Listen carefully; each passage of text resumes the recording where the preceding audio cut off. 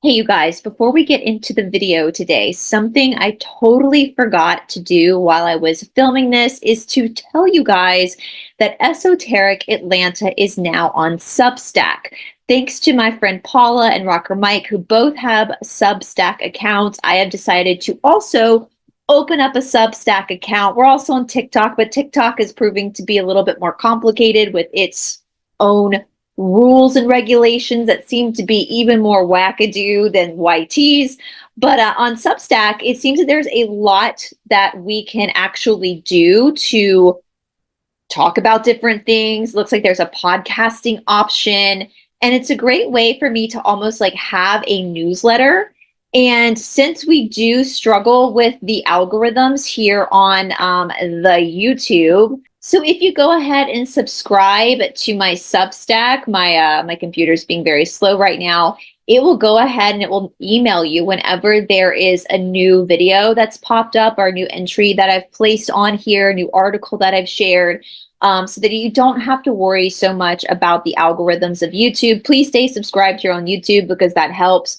But this also gives you an opportunity not to miss anything, especially since we are going through the Cassiopeians. So that's Substack at Esoteric Atlanta. That's the handle. And yeah, I've just opened it in the last couple of days, so I'm still learning it, but it looks like there's a lot of really fun things that we can do over on Substack. That link will be down in the description box below. All right, let's get on to the show. So on yesterday's episode, we looked at the Mandela effect, which has brought us into today's episode, where we're going to go all the way back to 1997 to see what the Cassiopeians have to say about the phenomenon known as deja vu. But before we get into the episode today, you know what to do. Please hit that like button, leave us a comment, and if you like what you see here, please give us a subscribe. Also, such a big thank you to all of our patrons and our producers here on Esoteric Atlanta. We are a grassroots channel, so without you guys, we would not be able to do what we do. If you would like to help support the work we do here on Esoteric Atlanta, there is a link to our Patreon account down in the description box below.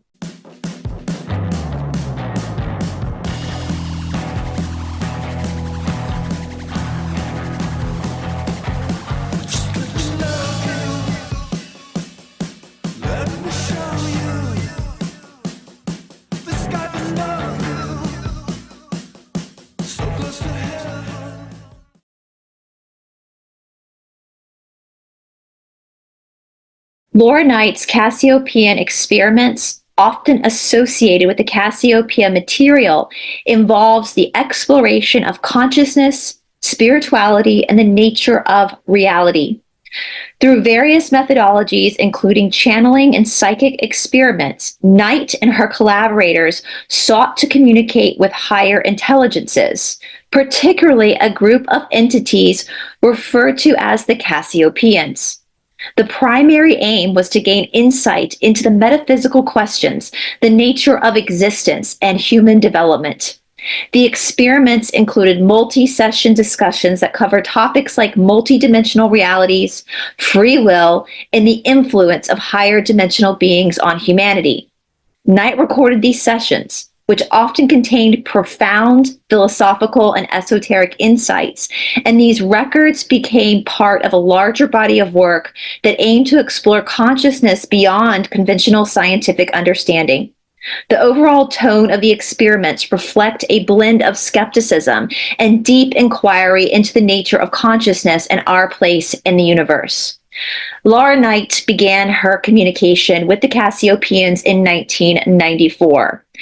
She is still in communication with the Cassiopeians to this day. If you would like a better understanding of the Cassiopeians and their impact on humanity, I would highly suggest checking out the Wave series by Laura Knight, the Cassiopeian Forum, which a link will be provided in the description box below, or purchasing the book that I personally am reading from that contains all of the transcripts and conversations between Laura and the Cassiopeians.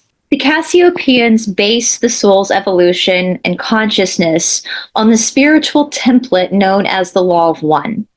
The Law of One is also known as the raw material. It is a series of philosophical texts that emerged from a series of channeling sessions conducted by Carla Rucker, Don Elkins, and Jim McCarthy in the early 1980s. The sessions involved channeling a consciousness known as Ra, who claimed to be a collective of extraterrestrial beings from the sixth density. The key concepts in the Law of One are unity and oneness. The central tenet of the Law of One is that all beings are fundamentally interconnected and are expressions of the same universal consciousness. The phrase, "we are all one," encapsulates this idea, emphasizing that unity is the essence of existence. It also covers the densities of existence. The material describes the cosmos as composed of multiple densities or levels of existence. Each density represents a stage of spiritual evolution, with humans currently experiencing a third density, which is characterized by lessons in love, understanding, and most importantly, making choices. We also seek to understand in the Law of One soul evolution. According to Ra, souls undergo a process of evolution through these densities, learning and growing through various incarnations. The choice between these paths influences one's spiritual evolution and the experiences one encounters in life. There's also discussions of the role of free will. Free will is considered sacred, and individuals are encouraged to explore and make choices regarding their spiritual development without interference from higher beings. If you would like more information on the Law of One, please make sure to check out the material for yourself. A link to all resources will be posted down in the description box below. But for now, let's get on with the show. Okay, you guys, we're back today to look at Deja Vu, and I kind of skimmed ahead from this 1997 posting where they talk about Deja Vu, the first time they've talked about it in 1997. We got a few, actually, there's a few transcripts where Deja Vu is mentioned, but it's actually really fascinating what they have to say. So I cannot wait to see what you guys think about this. Again, if you would like to join the Cassiopean Forum, you're more than welcome to. The links are all down in the description box below. The forum is free for anybody. I'm just reading it, and we're networking, we're talking about it. But if you want to actually join their forum, then you're more than welcome to. They have lots of great posts from other people, lots of great articles shared, talking, commiserating, all that kind of stuff. And if you do join the forum and you get to know them all, you could potentially join in one of the Zooms where Laura and whoever else is actually communicating with the Cassiopeians. You can actually watch it for yourself in person if you would like to. Otherwise, we're going to keep watching from the back of the room here and just seeing what they're saying and talking about it and giving our opinions. And I'm so glad that you guys are enjoying this. I'm enjoying this as well. It's way more fun to do this stuff, to look at this stuff with other people than by yourself. And I'm loving reading your comments. Make sure you leave a comment so that we can see what your thoughts are about all of this stuff. Again, as I said in the introduction, if you're not familiar with the Cassiopeians or the Law of One, you can get the Law of One books anywhere where books are retailed: Amazon, Barnes and Noble, your own mom, pop bookshop. They can probably order it for you. And the Law of One, as you guys know, I have been speaking about the Law of One. Hold on one second. I have been speaking about the Law of One for quite a few years now, since I have been up on the YouTubes. And it has made all the difference in the world for me in my awakening process. It's really helped me to see where there's junk conspiracy, because in my opinion, for entertainment, educational purposes only, most of the truth of the world is junk conspiracy. And I believe that the truth of the world itself is also controlled by the Illuminati. And I get a lot of that basis of my speculation from the Law of One, because I understand the what's going on between service to self and service to others as we make these choices in third density. And it's really helped me to stay grounded. And I know the 5 years I've been speaking about the Law of One, I know a lot of you guys have emailed me that the Law of One has changed your life as well. And so I'm so happy that you guys have had the same reaction to this material. And I really hope that it's helping you take your power back, because no one's coming to save us. No one's coming to save us. And as I say, it's actually our privilege that no one is coming to save us, because if we allow somebody to save us, then we allow somebody to control us and to own us. And that's not where we want to go. We don't want to be in that slavery induced pecking order. We want to be in service to others, where it's a social memory complex and we all are of equal value. All right. And it's you're a fractal of God, right? Like, what do you mean you can't save? Of course you can save yourself. Don't let somebody give you, when you're expecting somebody else to save you, you're naturally giving whether it's the white hats or whatever, or some political figure or some religious figure, you're giving your power away at that point, your God-given power. So take that power back, take it back, and let's all save ourselves. All right, so this is the 4th of January, 1997. So as I always ask, how old were you in 1997? So let me think here. I was about to turn 14. I was actually a month. My birthday is February 4th. So I was a month away from turning 14. So that's the 8th grade. I was in the 8th grade. How old were you? How old were you on January 4th of 1997? Okay, so we have Frank, Laura, Terry, and Jan. Hello, hello. And what name shall we be using this evening? I just attempts to pronounce Njorg. Their names are hysterical. Their names are hysterical. Attempts to pronounce Ni or G, Ni or Gi. Whatever. Laura, okay, where are you transmitting from? Cassiopeia. Since we were discussing it, may I ask about the cryon material, if you wish? Can you be more specific? Is the cryon source one from a higher density? Source of most things is your density. Source of most things in your density in one way or another is from a higher density. Okay, hold on one sec. Let's see here 1 second. Yeah, so I thought cryon was actually, I'm looking at the internet right now. I thought it was actually like a material. And that's, so I'm like, why are you asking? But it comes up with an I. Let me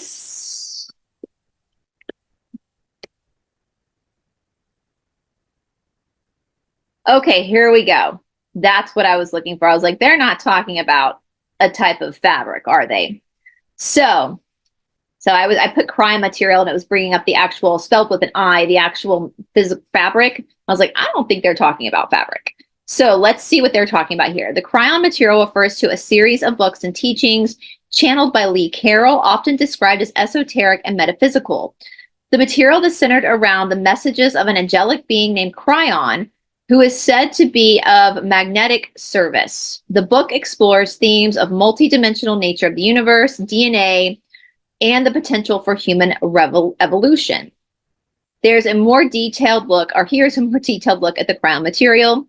The channeled entity, Lee Carroll claims to have channeled Cryon, an angelic being, and his wife, Jan Tober, assist with the channeling processes. Esoteric focus. The cryon material delves into esoteric topics like DNA, the nature of reality, and the potential for human evolution and enlightenment. Things and concepts. The material often explores ideas like the shift in consciousness, the importance of higher dimensional heart-based living, and the interconnectedness of all things. Books and teachings. The cryon material is primarily presented through a series of books, including titles like Lifting the Veil, The 12 Layers of DNA, and the Recalibration of Humanity. And that's from Amazon.com. Purpose and message. The cryon material aims to empower individuals, inspire hope, and offer insights into the current state of the planet and the potential for a brighter future. Okay. The material often addresses current events and social changes, offering a perspective that encourages inner transformation and a shift in consciousness. So let's let me just go to images here so we can see. Now, again, I was about to turn 14 in 1997. So if you remember this work, let me know in the comment section. Let's see what the Cassiopeians have to say. You guys know I'm not super, even though I've done a lot of channeling material on this platform, I'm not super into channeling material because, again, channeling material is not spirituality. And people get very confused about that. It's a form of communication. Right? It's a form of jhana yoga or learning knowledge yoga, but spirituality, spiritual practices are actually dealing with your own spirit. It's not talking to spirits outside of your own. So that's why, like, the practice of yoga, there's no channeling in yoga. It's going within you to recognize your own soul, your own spirit. So that's why I'm not super into channeling. Obviously, I love the Cassiopeians, and there's a few others that I like, but I do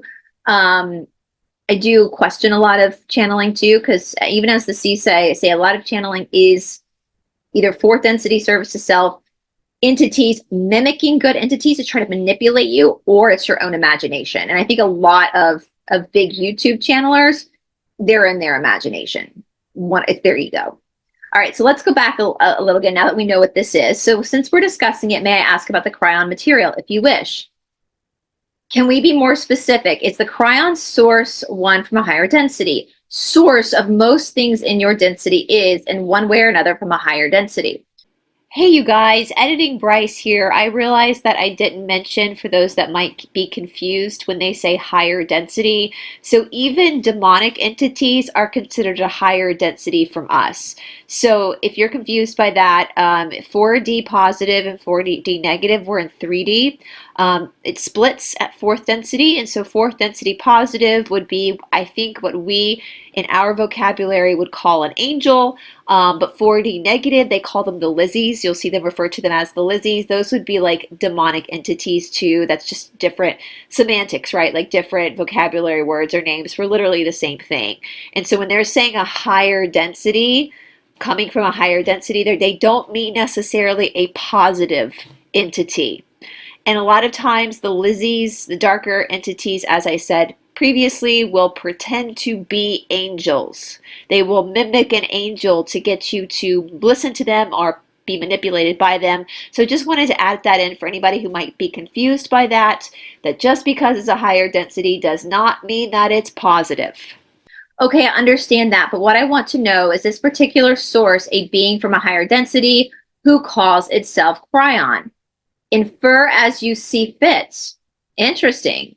Usually they'll say yes or no, like they'll give a direct question, but they're kind of leaving this entity from Cassiopeia is basically telling you, use your common sense, use your gut. All right, so if you excuse the expression, you have to consider the source.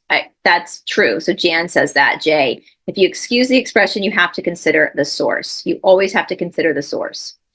Now, it occurred to me tonight while writing to Jan, and it rather jumped into my mind while thinking how best to answer this question, that it was very strange that Val was virtually begging me for a session I had transcribed, but I sent them to him as they were done. He called every week to discuss them, and then suddenly silence, no response. And virtually in the next week after the last contact, he produces Alex Collier and the Andromedans. And the funny thing is, I thought about recently is that Andromeda was the daughter of Cassiopeia. The only thing is, there's a core of information in the Andromedan stuff that is so similar, but it is wrapped in third density garbage. Is it possible that the reason of this strange interaction is the material I sent him has been, shall we say, borrowed?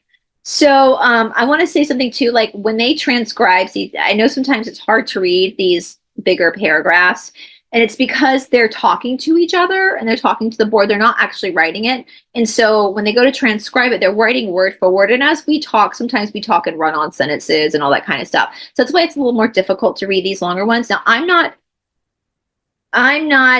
let's look this up as well, because I'm not familiar with this either. So let's go ahead and, let me see here, look this up while we're here. See what's going on. See what the Google machine has to say about this. Okay, well, there's no AI breakdown, but let's just kind of see what else is there on the Google machine. So there's some YouTube videos. Let's see here. I'm nervous about playing YouTube videos, even though we do have freedom of fair use. It's still, some people get really weird about that. So, and even though I would be in the right because it is fair use, it's still hard to deal with. So the amazing story of Alex Collier and his lifetime personal contact with Zintian culture of Andromeda. I have been in contact for 31 years. It has not been consistent for 31 years, but it has been consistent since 1985. The first contact was in the Upper Peninsula of Michigan in a place called Woodstock in 1964. The Andromedians are a fifth density telepathic race. And my main contacts has been Morina. I'm not going to get into the names. Over the last 10 years, has learned to use his vocal cords. I have been visited by and taken aboard craft by these humanoid. I don't believe that. I actually don't believe that. They live an average of 2007 years. They have extensive information about the origins of the human race and the genetic changes we have been subjected to over millennia. He has predictions about the probable changes physically and spiritually that will be coming.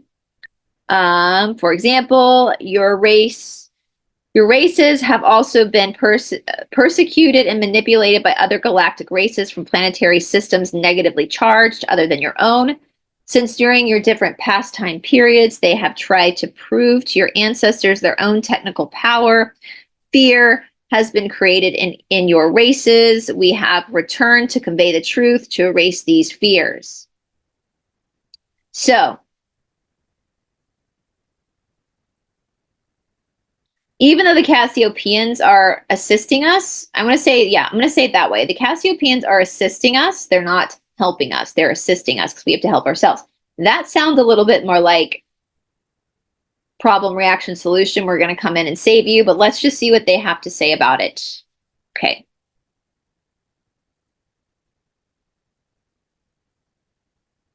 Influence derived from our messages to you are to be seen more and more during your widespread spreading shifting of same. So basically,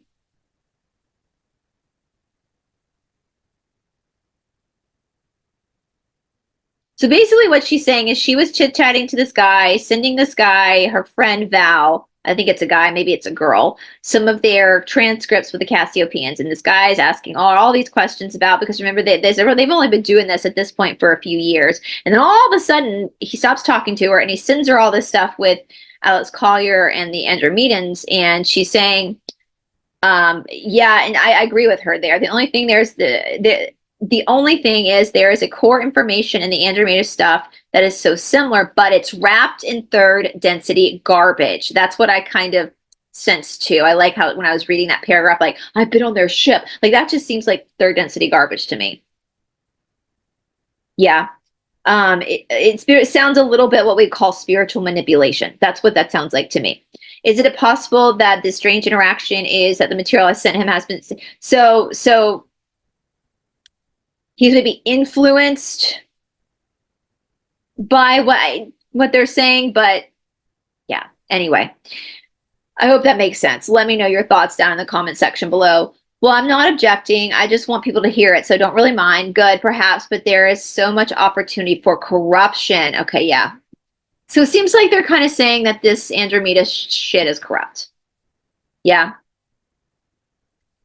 And that's why it's so important to work on your ego. Like, that's why if you want to, I said in the last episode, if you want to be a channeler, and I will say, like, doing these transcripts, the people that have reacted, I thought it was going to be the Christians that were going to be the most reactive to these videos.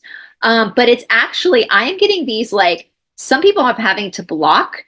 These people are commenting on my videos that I've never seen comment before. So I don't know if they've just been watching, lurking for a while and finally were triggered enough to comment, or if they stumble across my videos and they leave these horrific comments. Then I go and look at who they are, and they're all channelers. They're all like these mystical channelers telling me I don't know what I'm talking. Well, I'm literally just reading this transcript, so I'm literally just the messenger. But it makes me assume they're not on this channel, because if you guys have been on here for a while, you know that I've spent years in India. This is what I do for a living, is help people with their own spiritual work. And so even though I don't know everything, because none of us do, I will say that I'm pretty well educated when it comes to this stuff, and I can spot spiritual manipulation pretty well because of my experience and what my own experiences, my own faults, my own failures, the wisdom I've accrued, and all the times I've spent.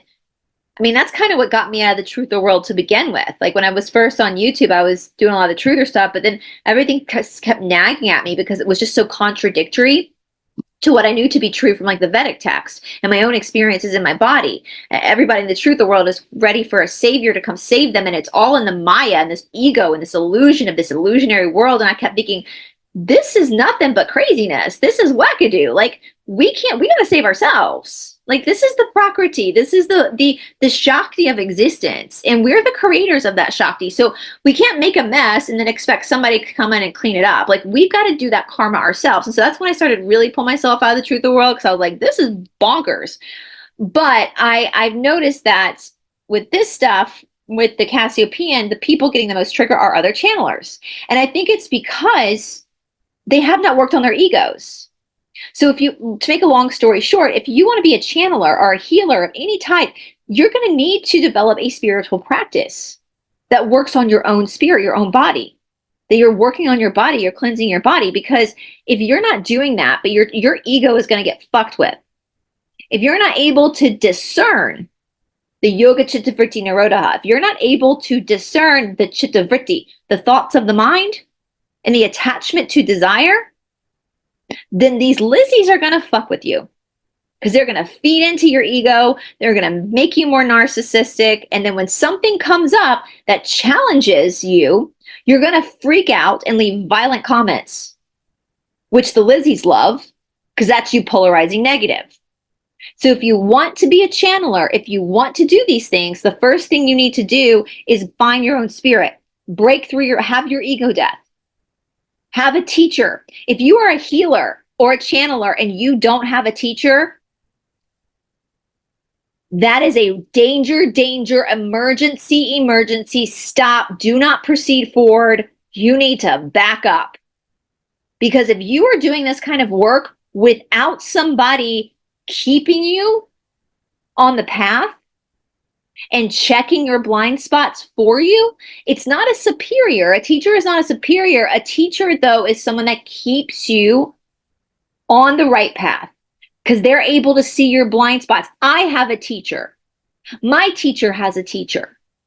I have students. I can see my students' blind spots. My teacher sees my blind spots. And that keeps you integral in your work. So if you're going to anybody, whether it be a Reiki healer, whether it be a channeler, whether it be a yoga teacher, and they don't have a mentor, at least, that they are accountable to, red flag, run as fast away as you can. Okay. So that's why I'm saying, if you're from the channeling community and you're getting triggered by what the Cassiopeans are saying and it's affecting your ego, then that's a huge sign that you need to do some soul searching. And I would stop channeling until you're able to break through your own illusions. How the hell are you going to be able to accurately translate what you're getting if you still have illusions in your head? If you're still attached to your own Prakriti? And if you're a channeler and you don't know what the word Prakriti means, then you have no business channeling.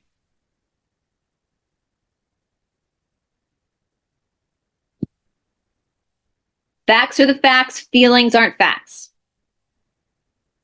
And if you're someone who doesn't want to hurt anybody, then you need to step back and you need to do some work on yourself before you can even start to even reading tarot cards for people. Are you kidding me? If you're going to read tarot cards to somebody, before you read those tarot cards, you need to go for a fucking run, or take a strength training class, or take a bar class, or do a yoga class, because that's going to dissipate your energy.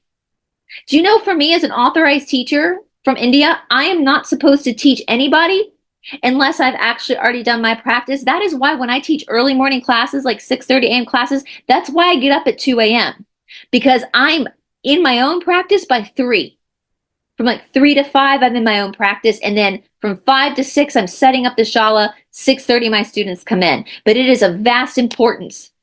I know I can't properly teach a student unless I've actually flushed my own energy first. Because if I don't do that, if I don't flush my own energy first, when I go to work with that student, that's what's going to project on the student. Not what they need, but what I haven't balanced.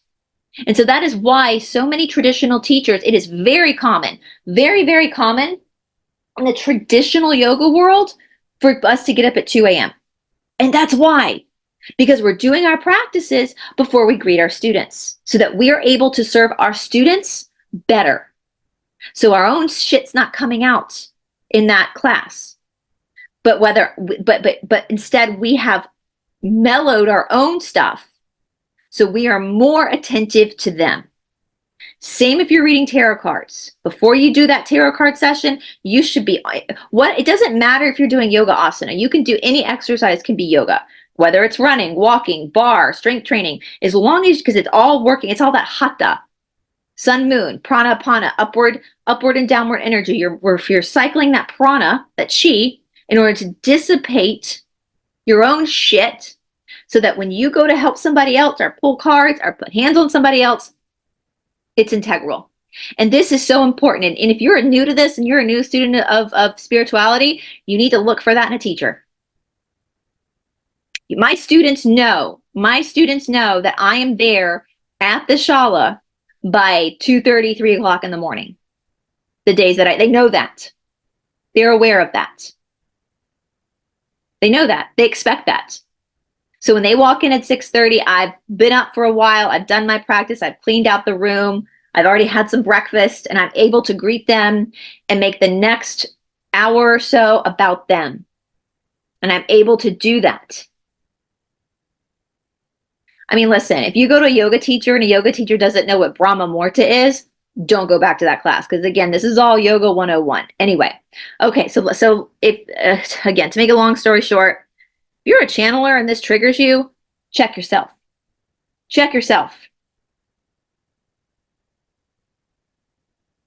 Because you should not be channeling unless you're actually doing it with a teacher and you're working on yourself, because it's probably, if it's triggering you, that means your channeling is probably nothing but your fucking imagination. All right, Laura. Well, that's certainly true, considering the stuff that's coming back to me about the wave, but all of my internet postings are dated, so it would be fairly easy to track. We have some questions here. Physicists talk about multidimensional universe. The idea is that our three-dimensional space and one-dimensional time is an illusion of plane beings, while the true universe has more dimensions perpendicular to the above ones. Physicists have different guesses here: 5, 6, 7, 11, 256. How many dimensions does the true universe have? Y'all know I hate these questions. I hate these questions so much. Listen, Linda, listen. We're in third density. There's only so much our brains can understand, because that we're supposed to be in third density. You're not going to teach calculus to a kindergartner. Nope. A kindergartner is going to learn how to cut their shapes and color and learn how to do show and tell and follow the leader, all that. We're in kindergarten. It's like trying to explain an iPhone to an ant, as Joe Rogan says, right? They try to ask the kid. Oh, it makes me laugh. I'm like, it's so pointless. Stop asking these questions about time and all that kind of stuff. We're not going to get it. We're not going to get it until we're ready to get it. Because again, not correct concept should be, how many universes does the true dimension have? Like, this is stuff that's so foreign to us. But anyway, and bless Laura's husband's name is Ark, and bless his heart. But whenever Ark asks questions, I feel the peanuts like wah, wah, wah, wah, because it's so boring. It's so fucking boring. It's that deep science-y stuff that it's all equations, and it's just like, Jesus Christ. It's like, bro, like, focus on being on third density, because we can't leapfrog, right? We can't leapfrog over densities. We got to finish the course. We got to you can't take your seatbelt off mid roller coaster ride, right? We got to finish it. We got to finish it. So anyway, all right, then. I think that from a previous session, we were told the number of universes were not countable. Is that correct? Infinite, maybe, but more to the point, variable and selective. Is this that there can be more at one time and less at another? No.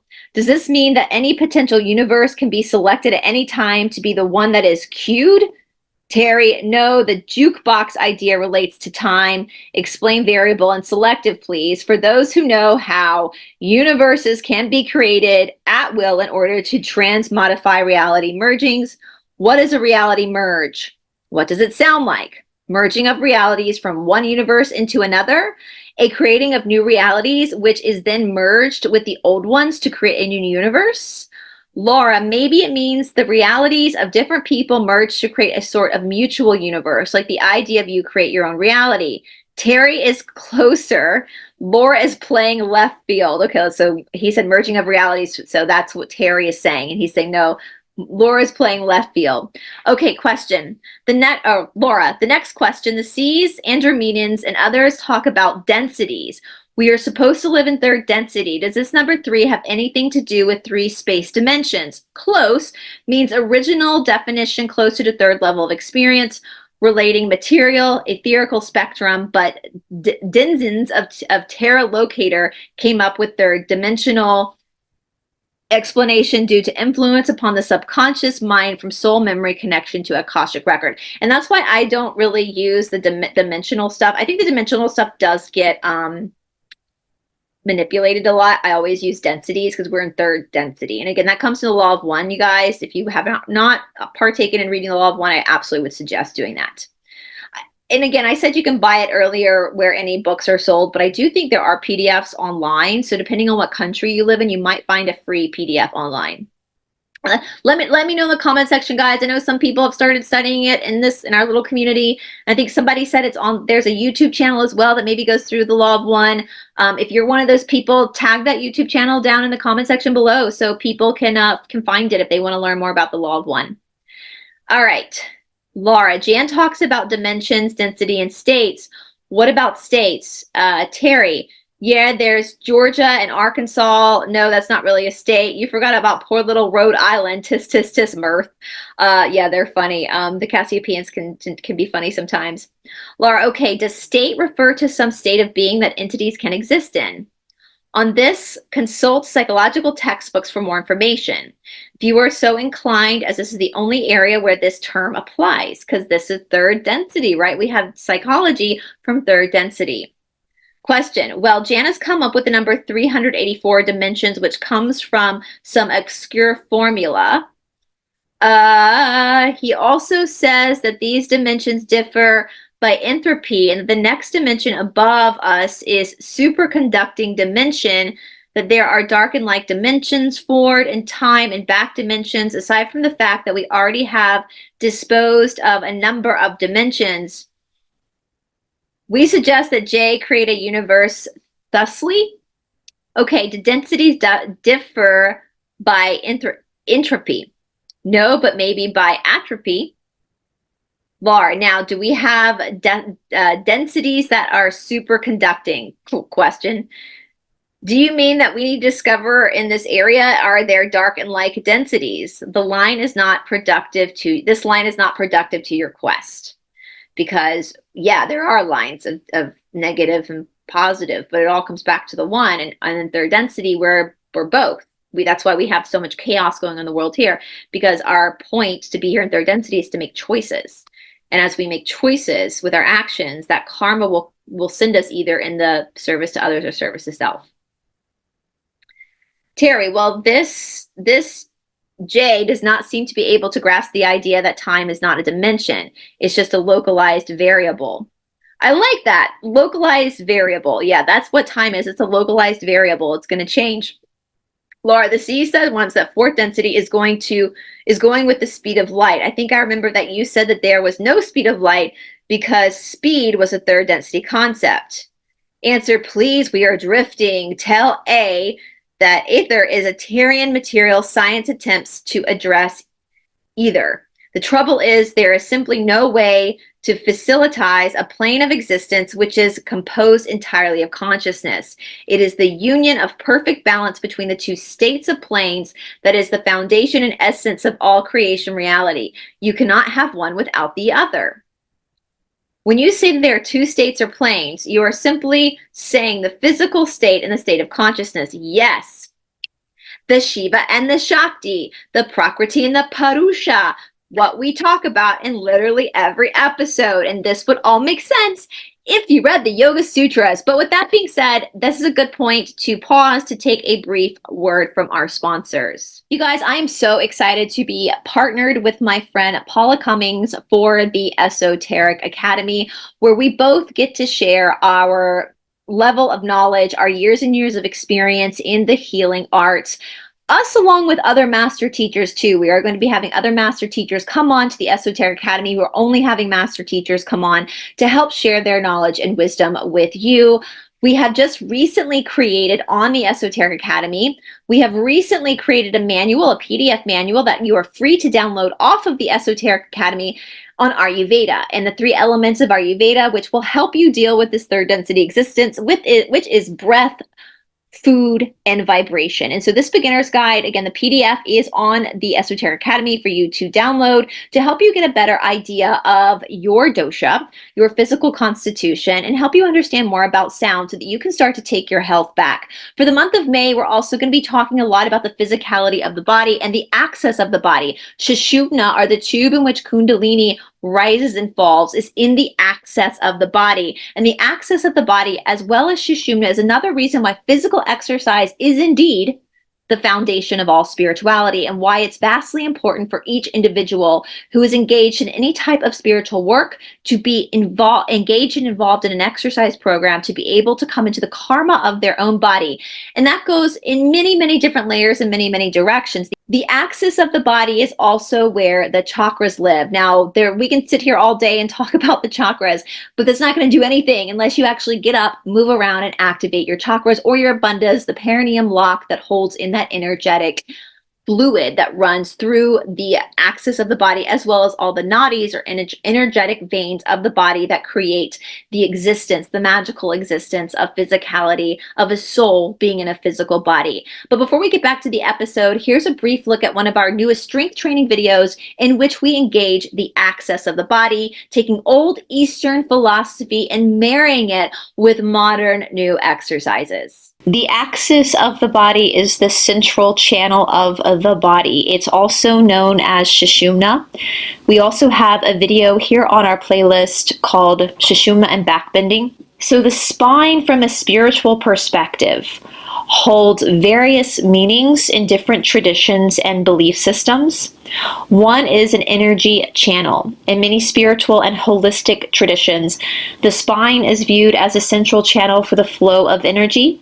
This is referred to as prana or chi. It is believed that the spine houses energy centers known as chakras and corresponds to different aspects of physical, emotional, and spiritual health. The alignment and opening of these energy centers are thought to facilitate spiritual awakening and personal growth. In yogic philosophy, the spine is often associated with the concept of Kundalini energy, which is said to reside at the base of the spine. When awakened, this energy rises through the chakras along the spine, leading to a heightened state of consciousness, spiritual enlightenment, and self-realization. The spine provides physical support and stability to the body, which can be seen as a metaphor for spiritual support and grounding. A strong and aligned spine is often associated with a strong sense of self, confidence, and the ability to stand firm in one's beliefs and values. The spine is sometimes viewed as a bridge between the physical and the spiritual realms. It connects the lower bodies associated with earthly material concerns to the upper body associated with higher consciousness and spiritual awareness. This connection emphasizes the integration of body, mind, and spirit. Spiritual traditions often emphasize the importance of posture and meditation and mindfulness practices. An aligned spine is thought to facilitate better breathing, focus, and energy flow, enhancing one's ability to connect with the present moment and cultivate inner peace. The spine can symbolize the journey of transformation and ascension. Just as the spine supports the body in standing upright, it can also represent the journey of rising above challenges and limitations to achieve higher state of awareness and spiritual growth. In some traditions, the spine is seen as a repository of ancestral wisdom and experiences. The health and alignment of the spine may reflect one's ability to access this wisdom and integrate it into their life. The spine is regarded as a vital component in spiritual practices, symbolizing energy flow, connection between different states of being, and the journey of personal and spiritual development. Its significance can vary widely across different cultures and spiritual traditions, but it consistently represents a crucial link between the physical and spiritual aspects of existence.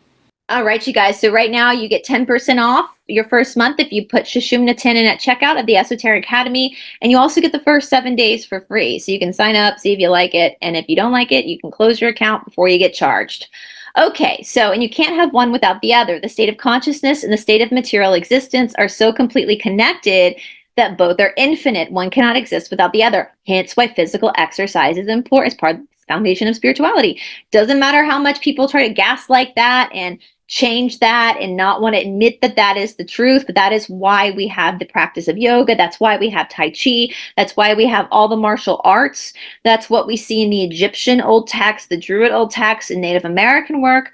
We see the same. Our ancestors knew this, that we had to get into the physicality. We had to get into the movement of the body in order to awaken the consciousness and to understand the consciousness. It's just like the mind. The body is the minefield. We've said this many times before. If you're trying to change your thought thinking process, if you're trying to have a more positive outlook on your mind, but you can't seem to do it, okay, forget about that for a moment and let's work on the body, because the body is the minefield. If the body starts to change, then the mind starts to change, and vice versa.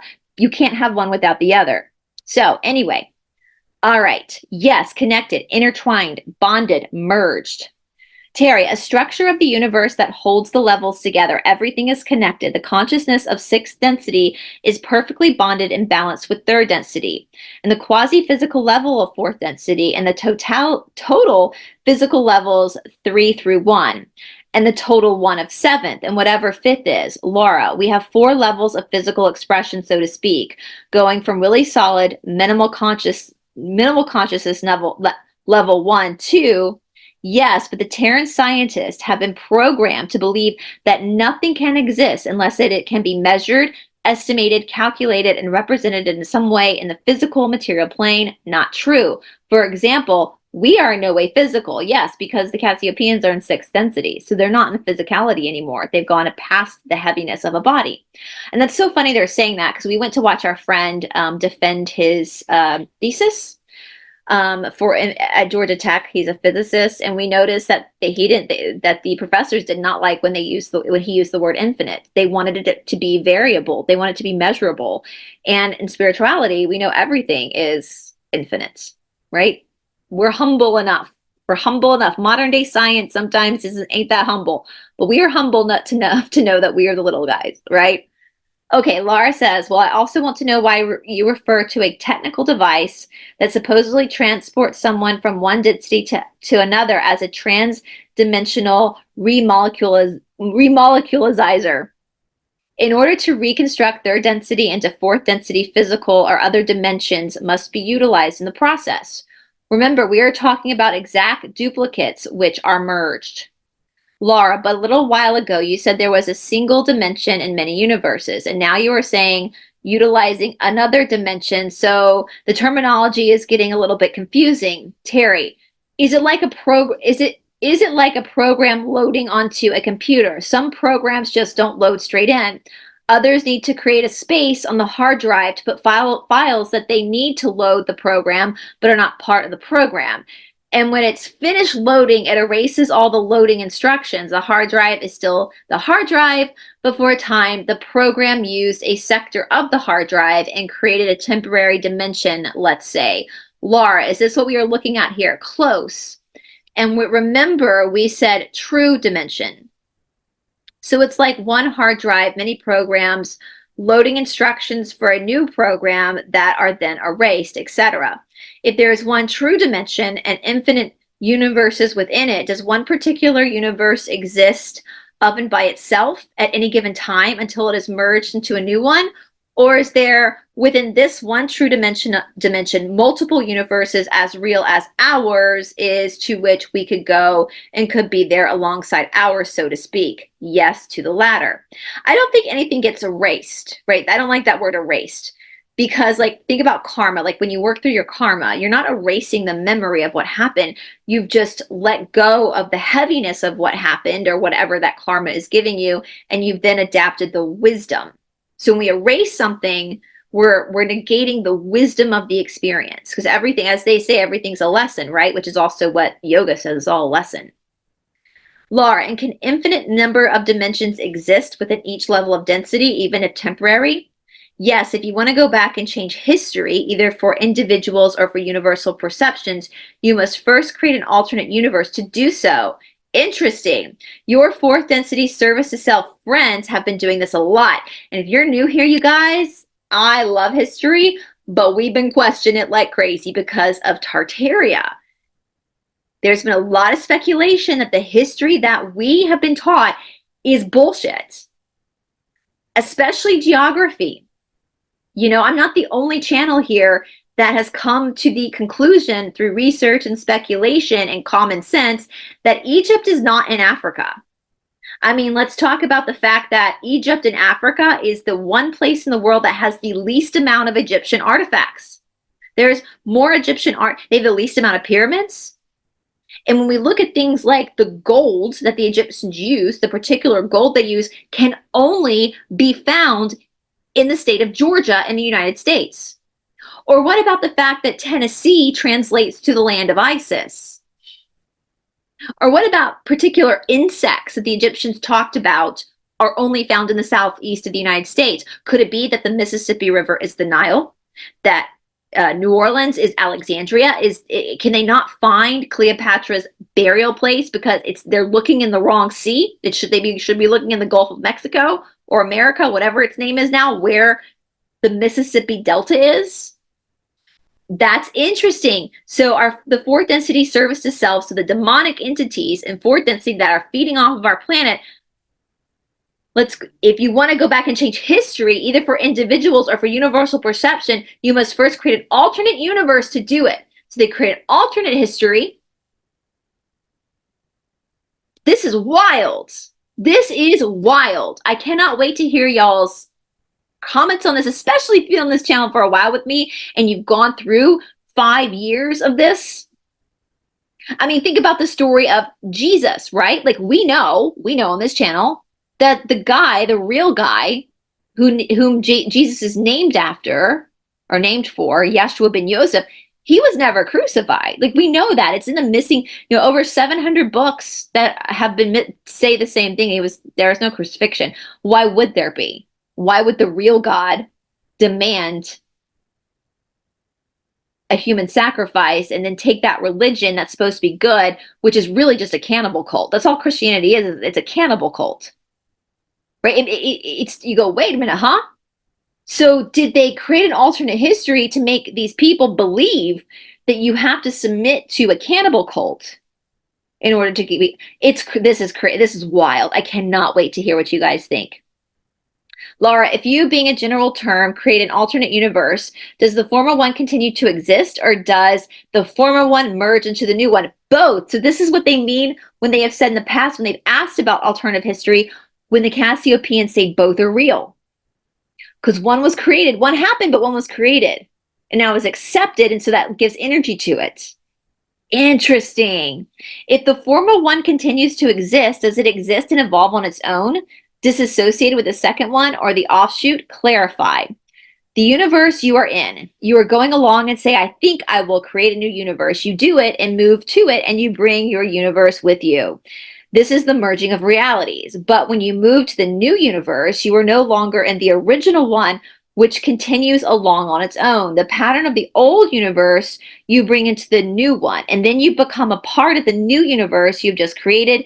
You are no longer part of the old one you have just left. It just goes along with everything else there is. Is this correct? Sort of. Remember, one can create all ranges of types of alternative possibilities. So you could create a new universe with a new past even? Yes. Again, history. Did Christopher Columbus in 1492 sail the ocean blue? Or was that an alternative history created and then brought into our reality? I don't know. I seriously don't know. I have a lot of questions, but I don't know the answer. So in that way, both actually occur, and you can change the whole thing. When merged, the former never existed. Not for the person creating the new universe, the former will continue for everybody else. Close.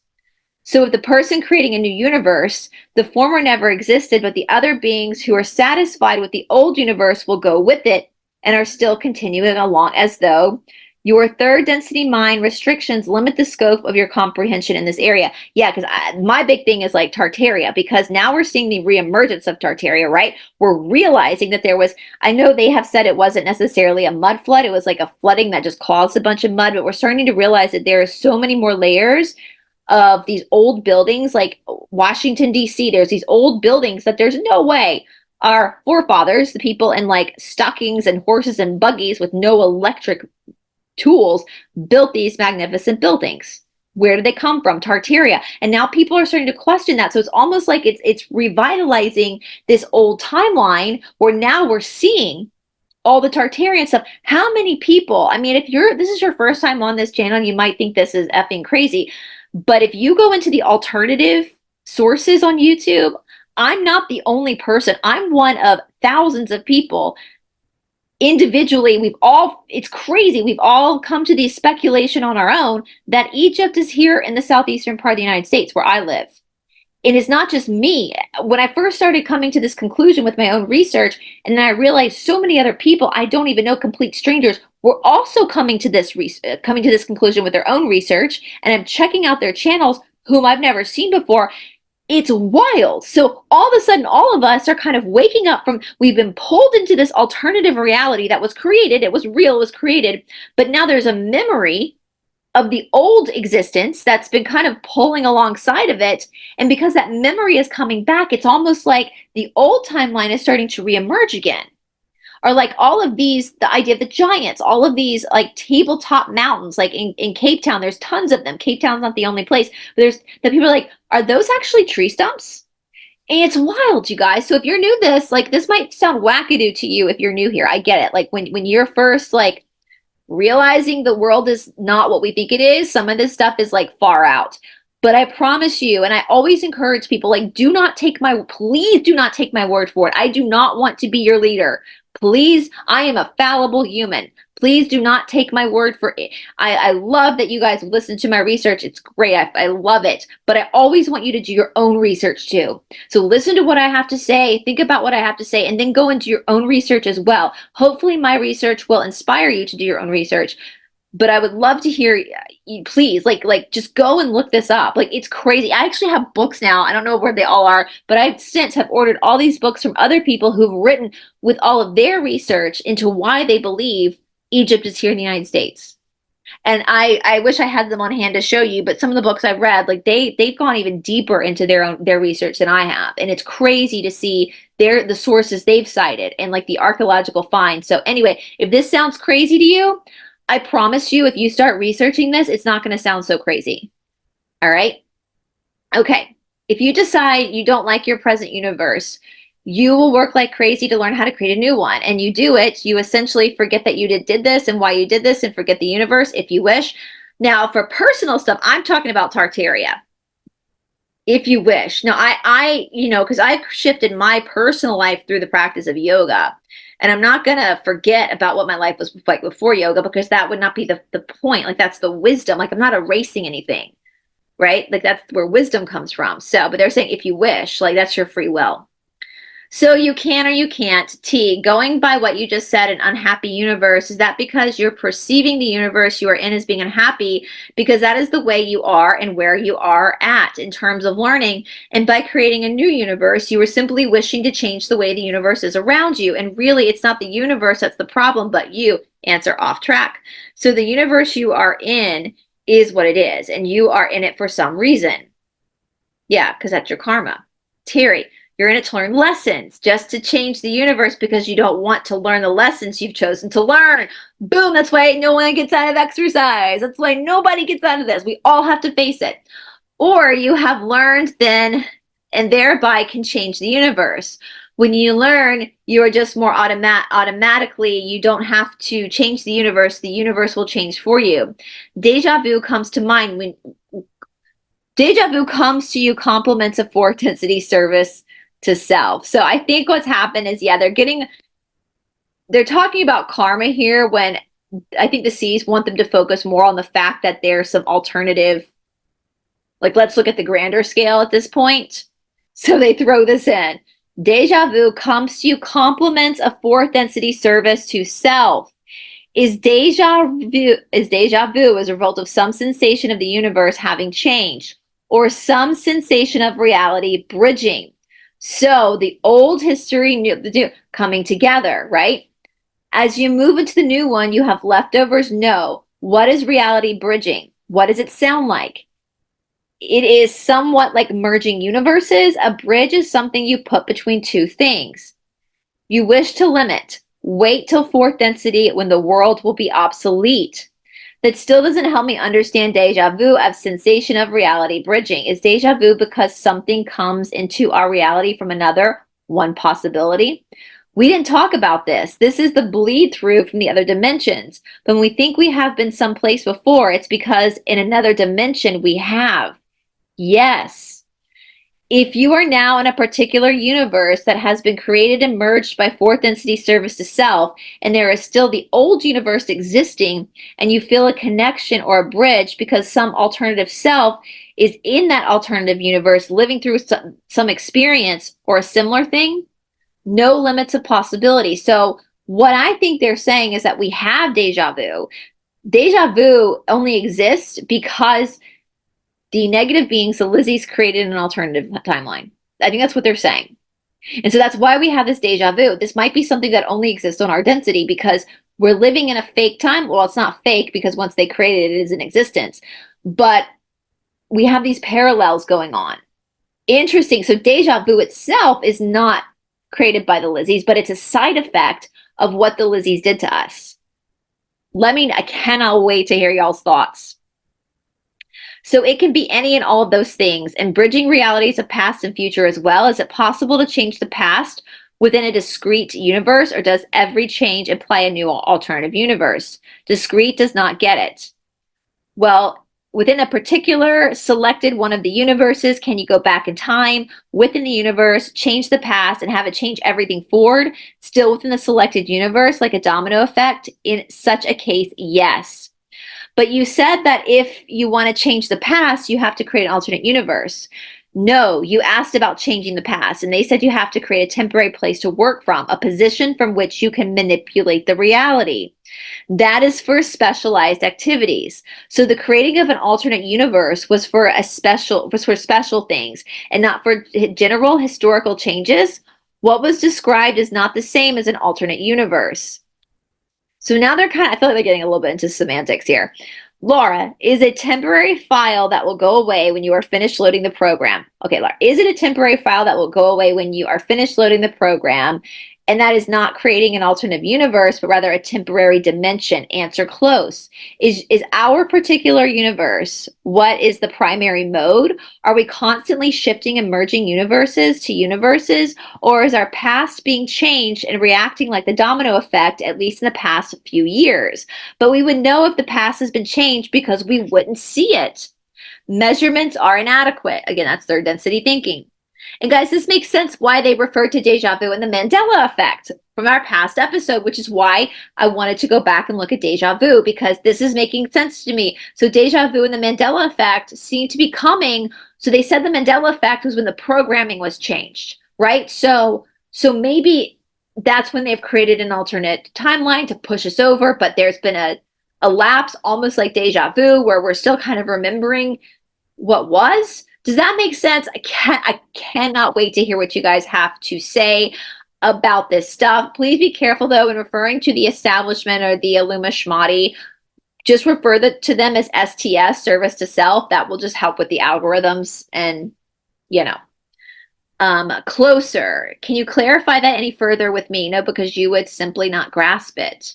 Terry, is part of the infrastructure of the universe, which we are in no way capable of understanding at this point. We can't even get quarks right. Yes. Are the words universe and dimension synonymous? Yes and no.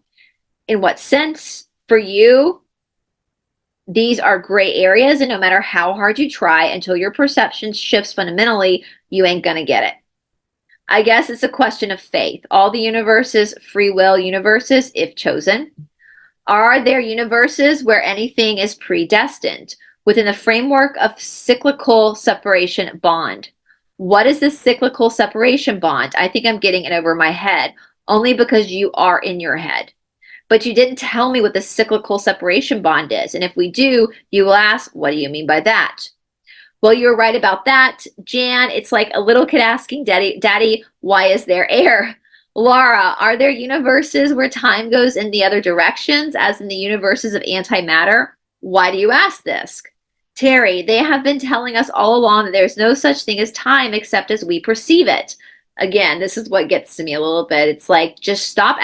You're not going to understand it. And I think these people, I said this in the past episode, I think they're such academics that they lack some common sense. They lack a bit of street smarts. We all know those types of people.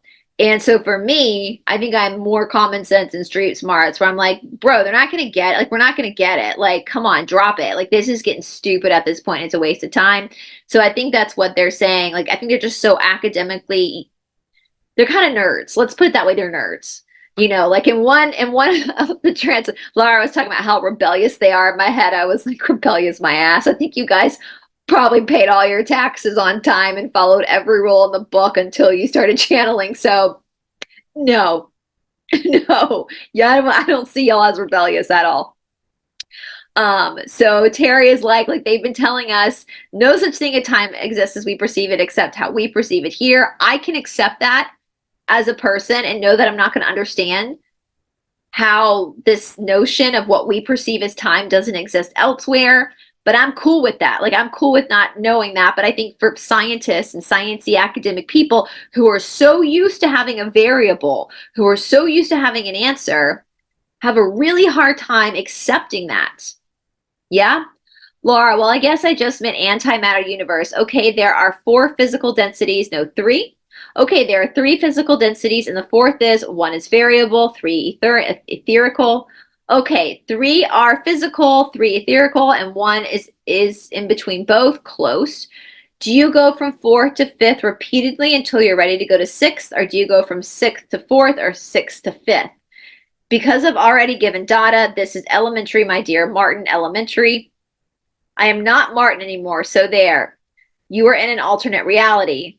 Oh God, I don't even want to think about that. That's horrible. Does this mean that when you gave me the word new, you perhaps meant a new universe, a new reality? Well, you are because you have changed, but we're not.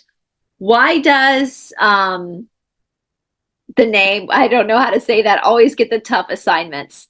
Because you are lucky. Mirth is gold. Mirth is goot. Laura, stop laughing, guys. Is the entire universe system, everything combined, similar to a disparate